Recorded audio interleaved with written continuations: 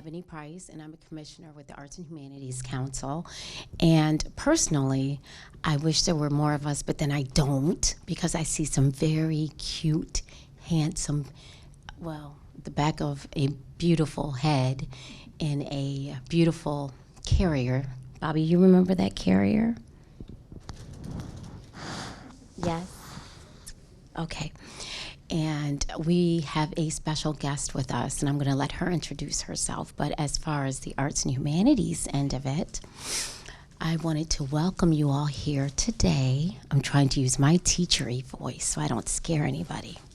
And I'm going to, can you be my helper since my helper ran away?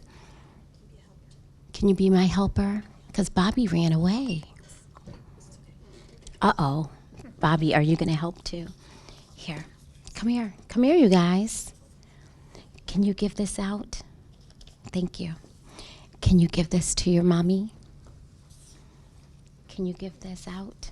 You're giving them all to Daddy. Can you spread, Bobby, give that out over there. Catherine, is that your name? Catherine? No, here. Could you give that out to Mr. Fisher? And Bobby, can you give that to Catherine's daddy? I'm hoping that handsome man belongs to you. No, that's your daddy. Fred, could you pass that down, please? Yes, keep it going. All righty. Thank you. You guys did wonderful. Okay. So I welcome you to this event. And we all could be doing something else, but we're going to learn something really, really, really important.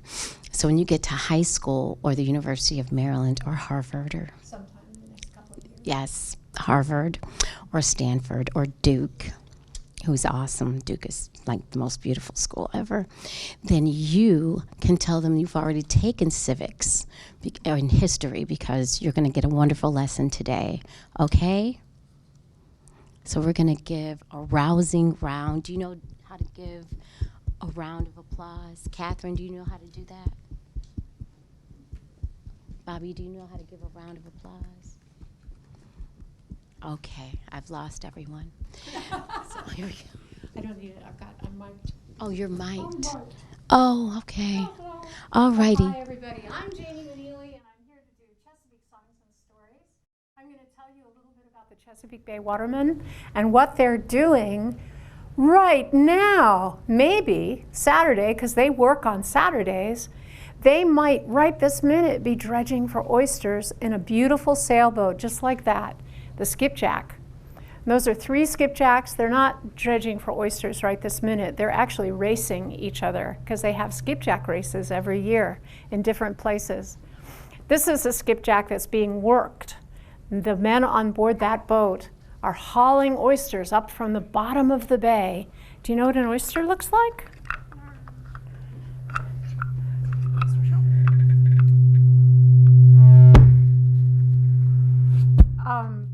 I'm sorry, I can stop and we can start again. Is it because I'm walking in front of the... You're okay, just keep talking. Okay, can I start over? Or do you splice it? Or okay, all right. Can I walk this way? I'm nervous now. Okay, this is an oyster right here. Actually, it's not an oyster. What do you think this is? You've seen these on the beach before and picked them up, and they're called seashells. So this isn't really an oyster. This is really just the oyster's shell. I ate the oyster that was inside here. But here's a question for you. Look at that shell. You see it? You see the shell? Does it have legs? No, it doesn't have legs. Does it have fins? No. Does it have wheels? Or wings? Good grief.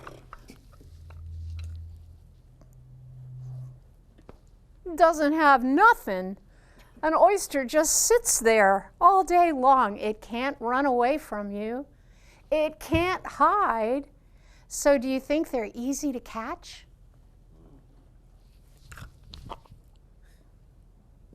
They're easy to catch, but they're hard to find. And that's because they're on the bottom of the Chesapeake Bay. They're underneath all of that water.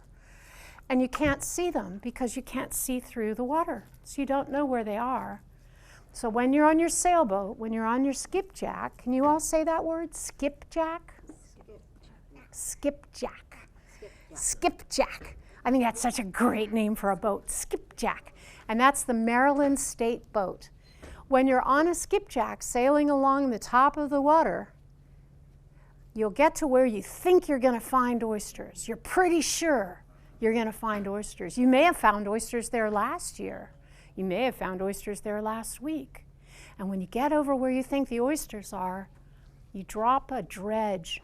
And that's the dredge right there, that big iron frame. You drop that over the side of the boat.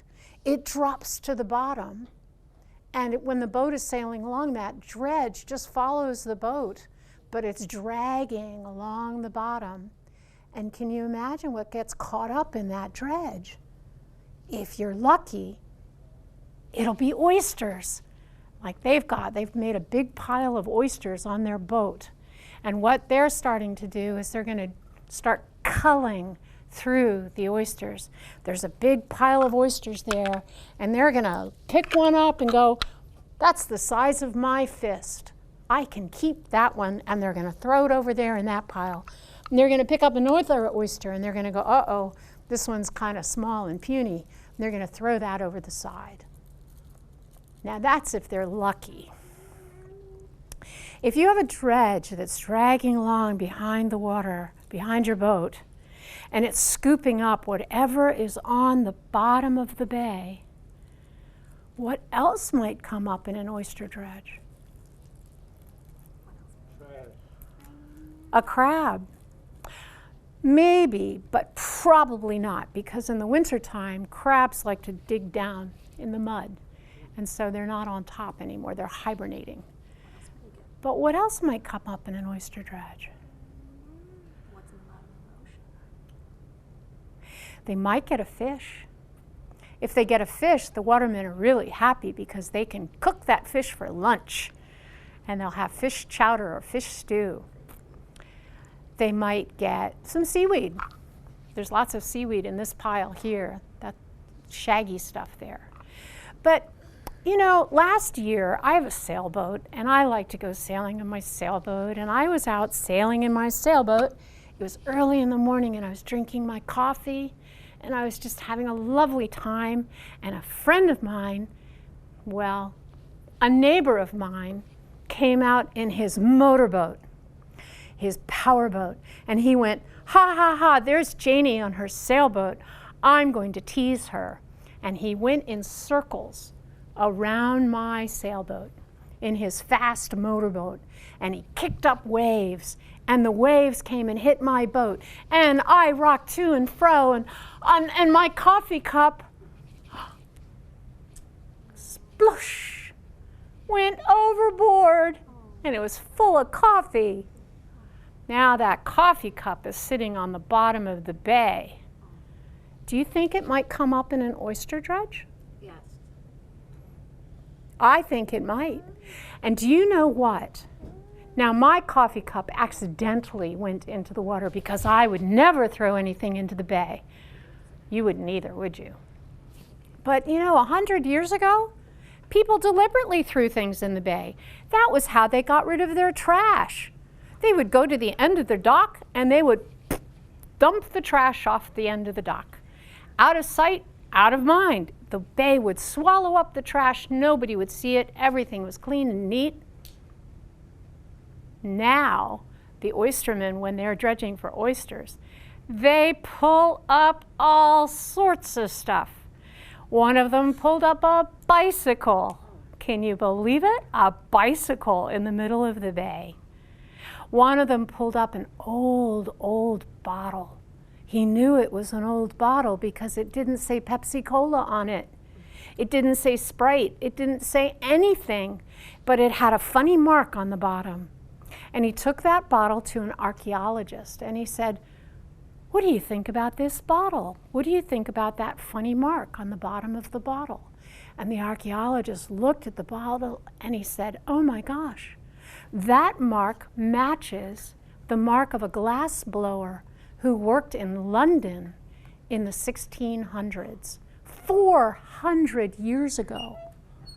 And he must have blown that bottle, someone must have bought that bottle and filled it maybe with wine. Who knows what they filled it with, but then they must have shipped it to the new colonies that were beginning to develop and grow on the Chesapeake Bay. And somebody must have polished off that wine and said, "Oh heck, I'm just going to get rid of this bottle," and threw it overboard. That's a long time ago that there's been trash piling up on the bottom of the Chesapeake Bay. We do something else with our trash nowadays, but I'm going to tell you, well, first I'm going to sing you a little song about what they do when they're dredging for oysters. They dredge for oysters in the wintertime.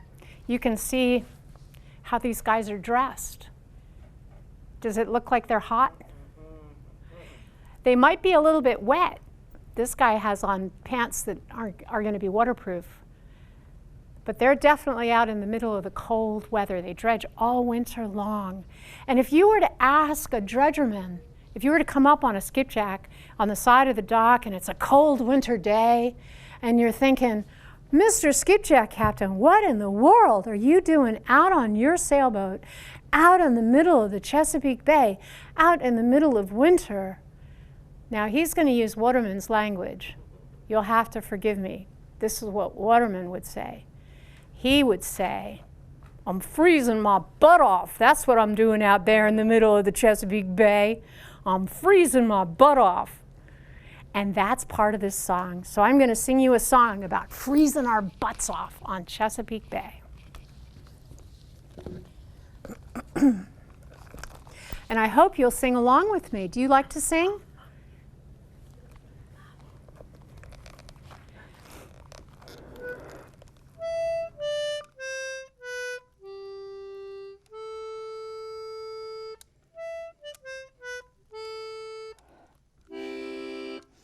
November, December, all winter we go, dropping our drudge in the waters below, hauling out oysters the old-fashioned way, and freezing our butts off on Chesapeake Bay.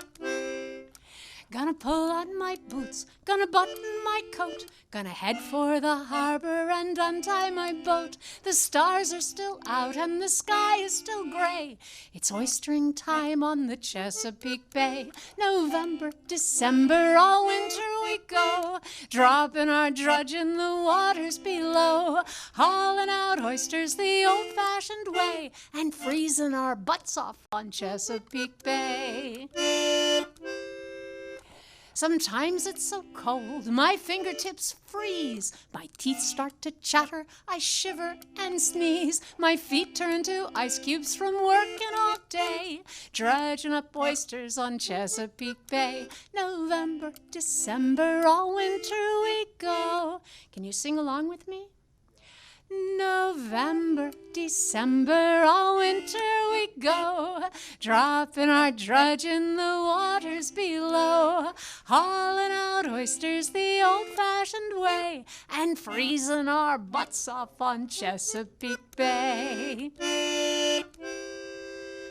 Sometimes there's a storm blowing over our heads. We wish we were snug in our own little beds, but our husbands and wives would just nag us all day if we weren't dredging oysters on Chesapeake Bay. November, December, all winter we go, dropping our drudge in the waters below, hauling out oysters the old-fashioned way, and freezing our butts off on Chesapeake Bay. When we haul up our drudges, they're so full of muck. If we find any oysters at all, we're in luck.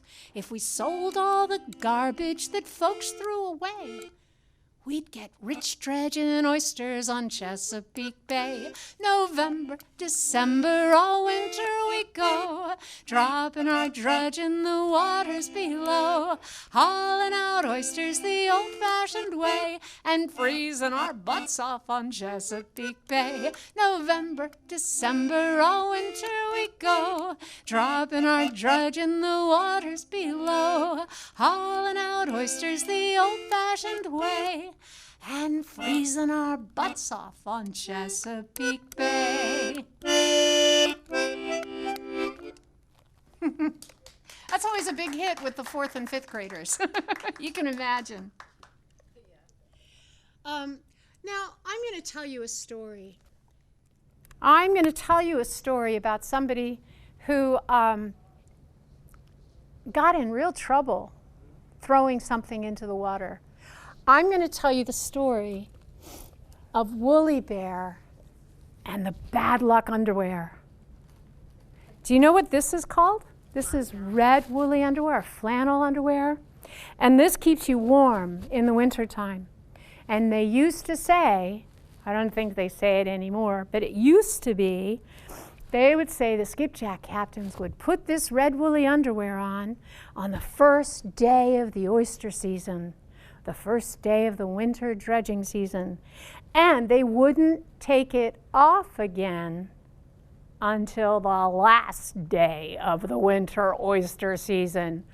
Can you imagine wearing the same red woolly underwear day in, day out, day in, day out, all winter long? Phew! I'm not sure I'd want to get too close to one of those captains as the season ended. Well, as I said, this is the story of Woolly Bear and the bad luck underwear. Now, Woolly Bear was a waterman. He was a really good waterman. He worked the water all year round. In the summertime, he would catch fish. He'd fill his boat full of fish. He'd bring it into the harbor. He'd sell those fish off to the fish market, and he'd fill his pockets with money. In the spring, he'd get crabs. Same thing, fill his boat full of crabs. He'd take those crabs into the market and fill his pockets full of money. In the wintertime, he'd fill his boat with oysters, fill his pockets full of money. He had such good luck on the water. But then he would step ashore onto dry land. And if it wasn't for bad luck, he'd have had no luck at all. One thing after another would happen to Woolly Bear when he got off his boat and got back on the dock, even though his pockets were full of money. He'd find that his truck had a flat tire, and he'd have to pay out the money to fix it. One time he found that something had smashed in the windshield of his truck. Whew! He had to fix that before he could even drive away. After a big storm, he came home and found that a tree had fallen through the roof of his house. Can you imagine? One thing after another happened to Woolly Bear, and he never had any money left over to spend on himself. By and by, his clothes got to looking really raggedy. He got big holes in his pants, and in the wintertime, the red woolly underwear would show through the holes in his pants. That's how he got his nickname. Everybody called him Woolly Bear because they said you could tell how hard a winter it was going to be by how much red woolly underwear showed through the holes in his pants. Have you seen those fuzzy caterpillars that we call woolly bears? They say that depending on how much orange or black you see on those woolly bears, you can predict how hard a winter it's going to be. So that's how Woolly Bear got his nickname. Now, Woolly Bear was sweet on Miss Elsabelle. She had 2 big brothers and a father to please. Not a one of them was over fond of Woolly Bear. "He's poor as Job's turkey," they'd say. They'd laugh and point at the holes in his clothes. Well, Woolly Bear, he'd had about enough of that. He decided he was going to go get himself some help. maybe he could get a good luck tonic from the high man. Now the high man, these are people that live on the eastern shore of Maryland, over here. It's kind of remote. There aren't a lot of doctors, but there would sometimes be somebody who knew how to make a willow bark tea, maybe to fix your headache. Maybe they could make cough syrup out of wild cherries. Some of them knew how to fix a broken arm. Some of them said they could fix a broken heart. And Woolly Bear thought, well, if they can fix a broken arm or mend a broken heart, I'll bet you they can make up a good luck tonic. So he went to the high man and he knocked on the door, knock, knock, knock, and the high man came to the door. Did I mention this was the last day of the dredging season? Whew. And he's been wearing that red woolly underwear. Well, the high man came to the door. He said, Woolly Bear, son, what you want? Maybe you want to stand outside on the porch there. Woolly Bear told him, and the high man laughed. He said, Woolly Bear, you don't need no good luck tonic. Let me tell you what, you get rid of that red woolly underwear that you've been wearing day in, day out, all through the winter dredging season. Your luck is bound to change.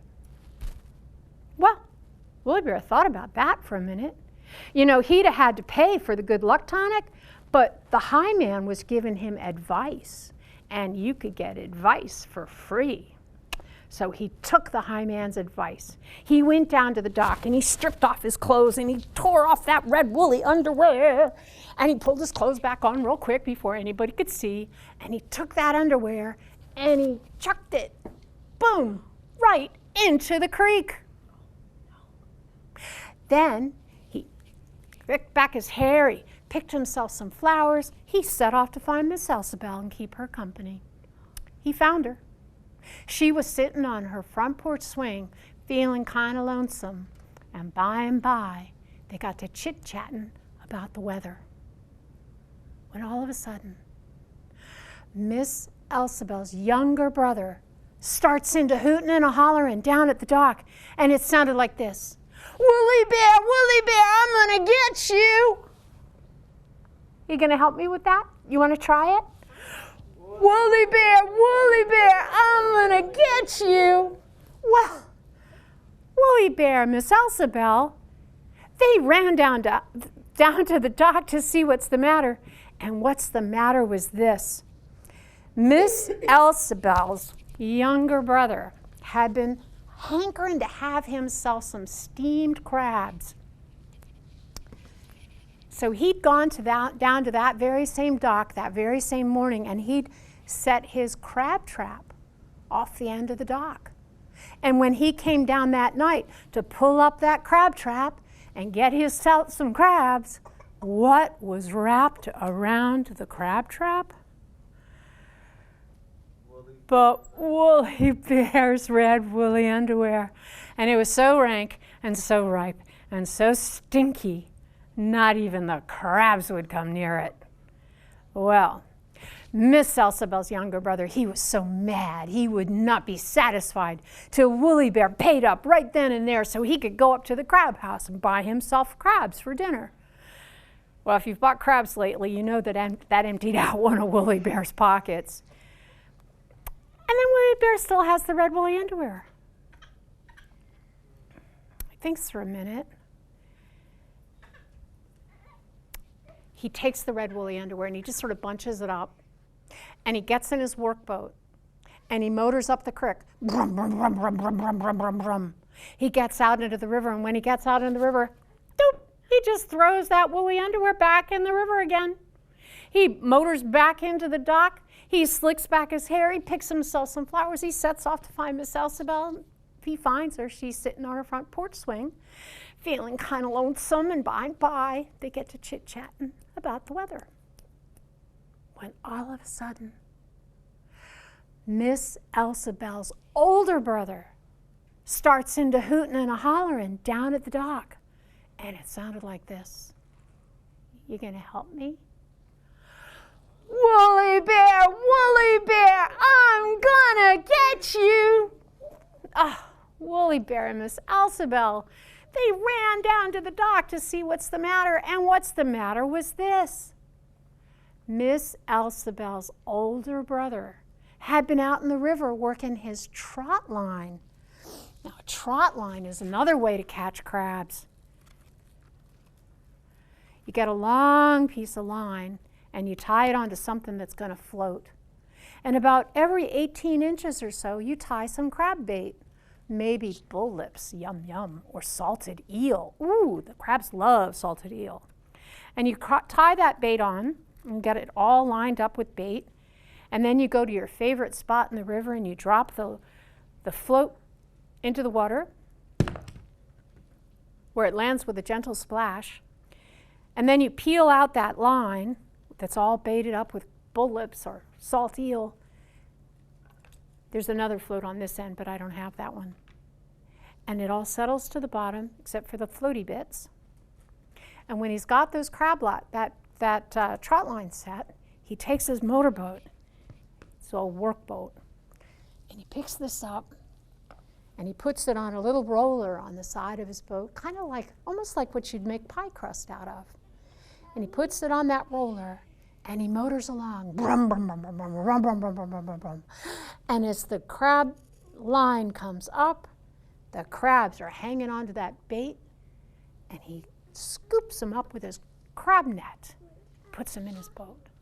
Except that Miss Elsabel's older brother was in the middle of his trot line. He was pulling up crabs, and all of a sudden, ka-chunk, something stops his boat dead in the water. He can't go forward, he can't go back, he can't move his boat at all. He's got to flag down one of his boat buddies to come and tow him into the boatyard. They have to haul his boat up out of the water to see what the trouble is. And what do you think it was? Something had gotten wrapped around Woolly Bear's propeller. And what do you think it was?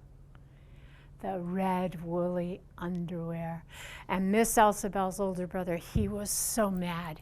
He would not be satisfied till Woolly Bear had paid up for every single crab that he hadn't been able to catch that day. Well, you know, that emptied out Woolly Bear's other pocket.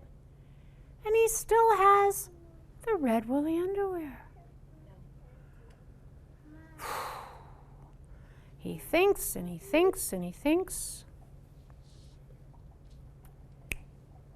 He's got it.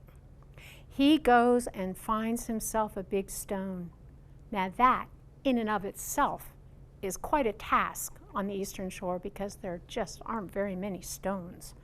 But he found himself a big rock, and he wrapped that Woolly Bear he wrapped that underwear around that rock, and he put it in his workboat, and he motored up the creek. Brum, brum, brum, brum, brum, brum. He motored into the river. Brum, brum, brum, brum, brum, brum, brum. He motored down to the mouth of the river.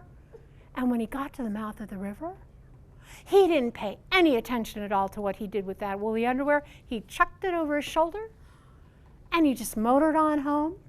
He slicked back his hair. He picked himself some flowers. He set off to find Miss Elsabel. He found her. She was sitting on her front porch swing, feeling kind of lonesome. And by and by, they got to chit-chatting about the weather when, all of a sudden, Miss Elsabel's father starts to hooting and a hollering down at the dock, and it sounded like, you ready? Woolly Bear, I'm gonna get you. Well, Woolly Bear and Miss Elsabel, they ran down to the dock to see what's the matter, and what's the matter was this. Miss Elsabel's father had been out at the mouth of the river working his pound net. Now, a pound net is a way that you catch fish. You have stakes in the bottom of the bay that hold up the net, and the fish swim inside the net, and they get caught. They can't swim out again. Well, somebody threw a big rock through that pound net, split it wide open, and all the fish swam away. I don't believe I have to mention what was wrapped around that rock. And Miss Elsabel's father, he was so mad, he would not be satisfied till Woolly Bear paid up. for each and every fish that had swum away. Woolly Bear doesn't have any money. He's got to give the man an IOU. And he still has the bad luck underwear. What do you think? Is he going to throw it back in the river again? That hasn't done him much good. I think this time he's finally figured out that maybe he shouldn't be throwing things in the water. So this time what he did was he got himself a big box. He got himself a shovel.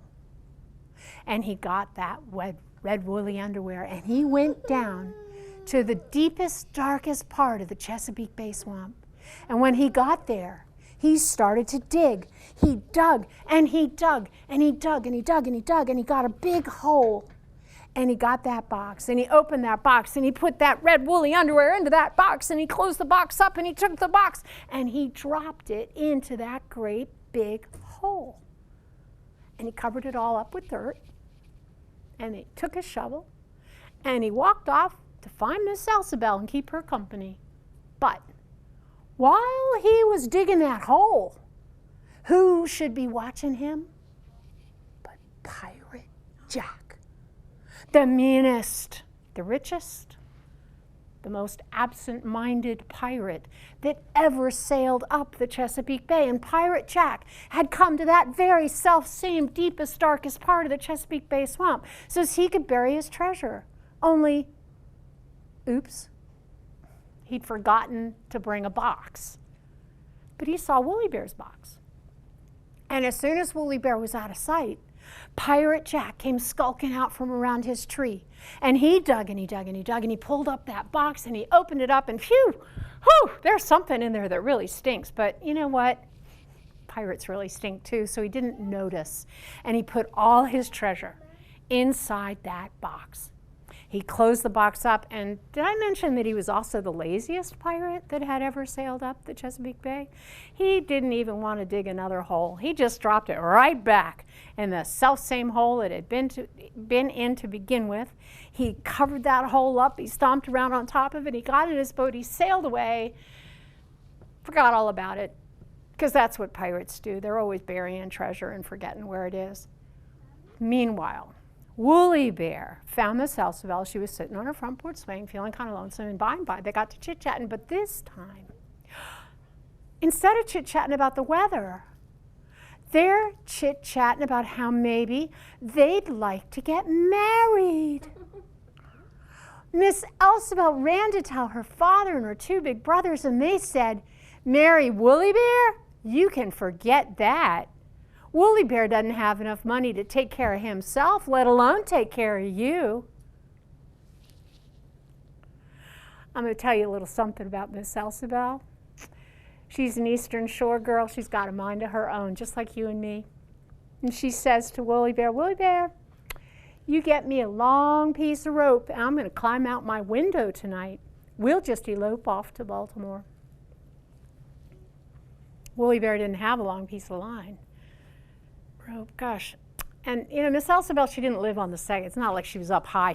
Her bedroom was right there on the first floor. And the only problem was there's this big thorny rose bush, a pricker bush, right under her window. And so it's not like she needed rope to climb. She needed something to cover up that pricker bush. Just to cover up that pricker bush and keep it from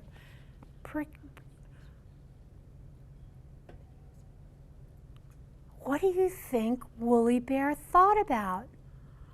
He needed something that might cover up that pricker bush so she could climb out her window. He grabbed his shovel. He ran back down to the deepest, darkest part of the Chesapeake Bay swamp. And he dug and he dug and he dug and he dug and he got down to that box and he picked up, oh my goodness, he threw his back out. Oh my. Oh, it's heavy. It's heavy. He has to use his knees, bend.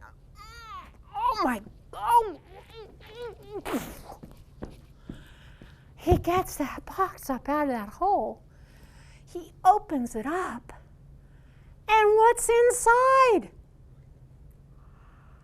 All that treasure. All that pirate treasure. Gold and silver and jewels. Well, Miss Elsabel's father and her two big brothers thought maybe it would be a fine idea for Willie Bear and Miss Elsabel to get married. So they did. They had a sweet little wedding. Everybody went to see them get wed. And they live in a house that's not too far from where I used to live.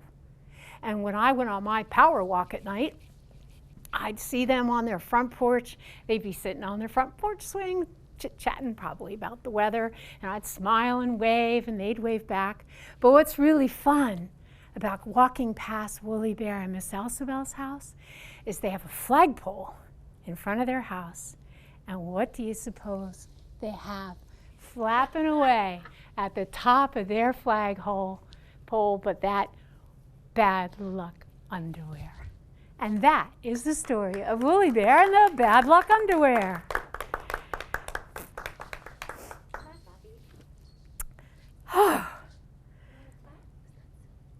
Did you like that story? I liked it. Now I've got another one for you that's a singing story. There's a book out on the table that'll have the story in it. And I don't have the book to show you a picture of the swan, but do you know what a swan looks like? This is a story of Ellie and the swan. And the swan in this story is a tundra swan. The tundra swan is the magnificent swan that comes and spends the winter on the Chesapeake Bay. He has a black bill good, orange bill bad. The orange-billed swans, the ones that you see all year round, are the mute swans, and they're an invasive species. That's quite a mouthful. You'll learn about them later. But this is a song about the tundra swan. It's a magical swan. It's a magical song that I think you guys probably know all about magic and all about that power of magic. Could almost say it's the power of love.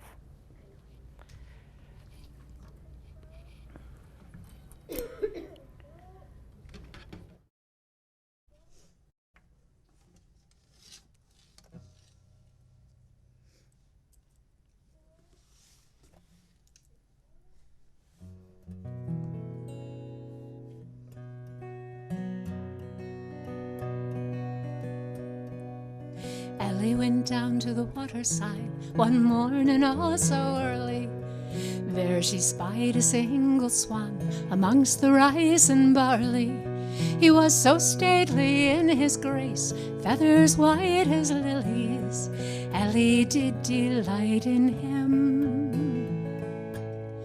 and called to him quite clearly. She laid his head in her lap, and there they spent the morning. She fed him from her lily hand, there they spent the morning. He spoke to her with silent sound, Ellie heard his query, though no words did pass between. She understood his meaning.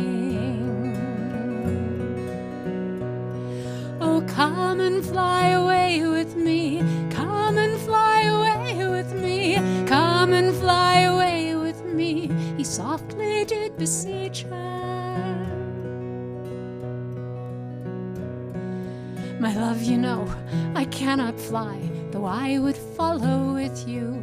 Sweetheart, you must build a boat, follow where I lead you. So Ellie built herself a boat, she made it long and narrow. The flax and hemp she stitched the sails, and dyed them with the arrow.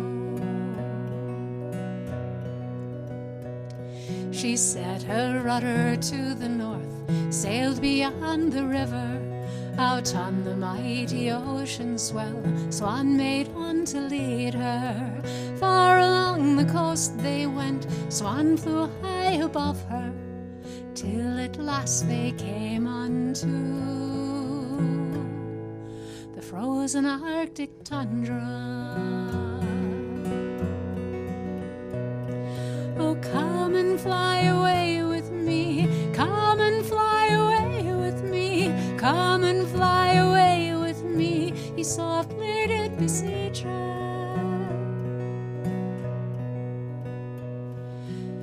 My love, it grows so cold, I fear I cannot follow. He plucked some feathers from his wings, made for her a mantle. My love, it grows so dark, the evening falls too early. He caught the moonlight on his wings, and she could see him clearly. And when at last they came to rest, she saw a castle splendid. Feast was laid upon the boards, with swans all well attended.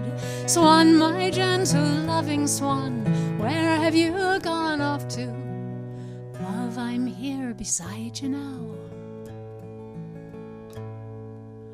A prince's voice said softly, come and fly away with me, come and fly away with me, come and fly away with me, he softly did beseech her.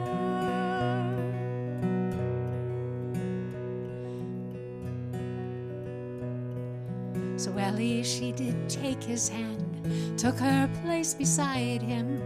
He placed a crown upon her head, for she did so delight him. Side by side and share by share, they faced the winds together. He's carved for her a set of wings, and she became his partner. In winter time you'll see them now, just beyond the meadow. The prince of swans and his fair queen floating down the river. Take a care and let them pass, let them go unhindered. It's Ellie and her Arctic prince, here to pass the winter. Oh, come and fly away with me, come and fly away with me, come and fly away with me, he softly did beseech her. Come and fly away with me, come and fly away with me, come and fly away with me, he softly did beseech her.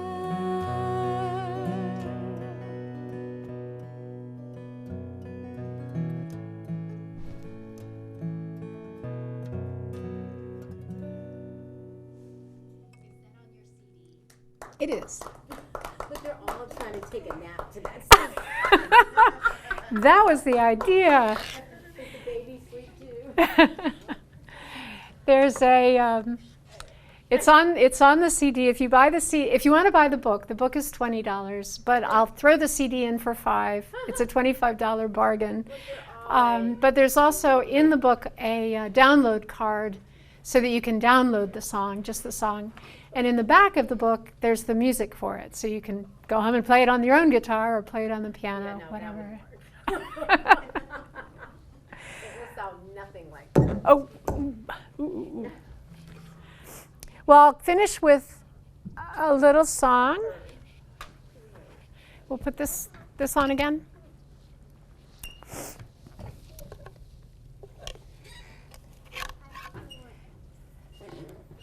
I was telling Bobby earlier, we sang a song. So this is a song that was actually written by very small people, just like you.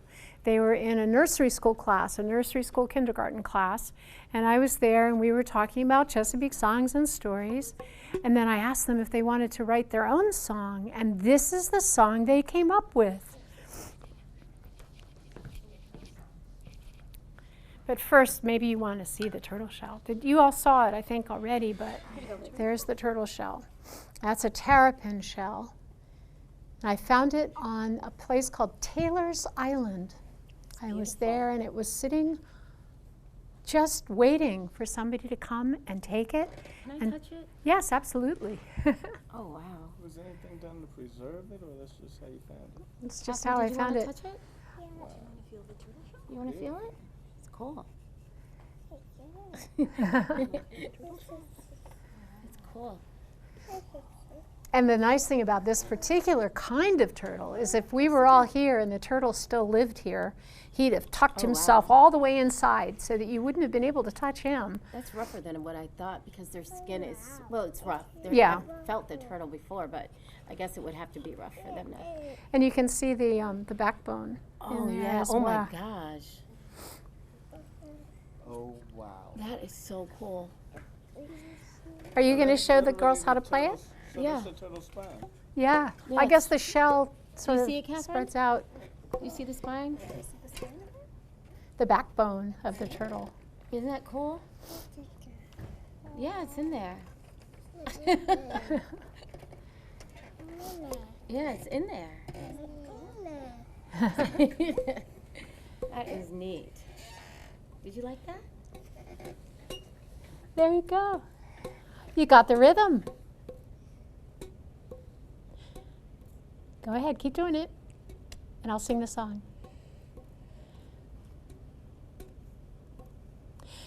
Go.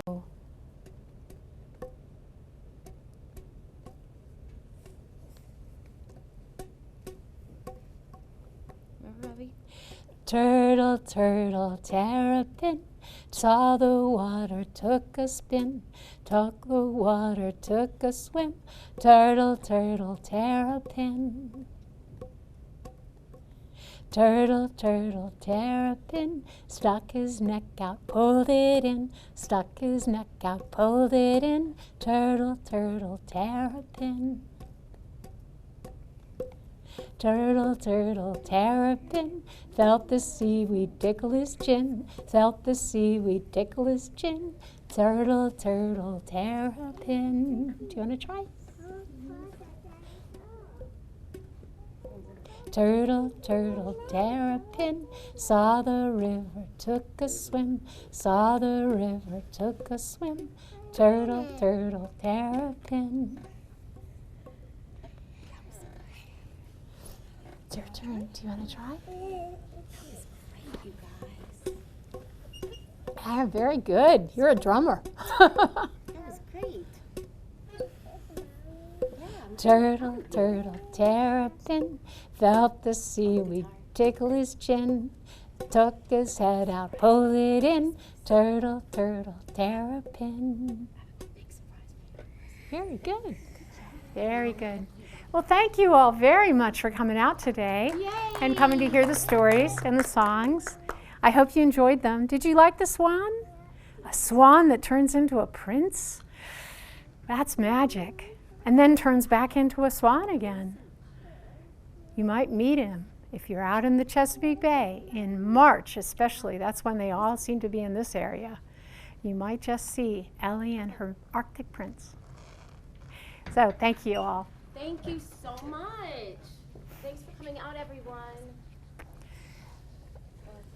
Thank you. Do you kids want to feel the oyster shell? I'm not sure when you had a chance to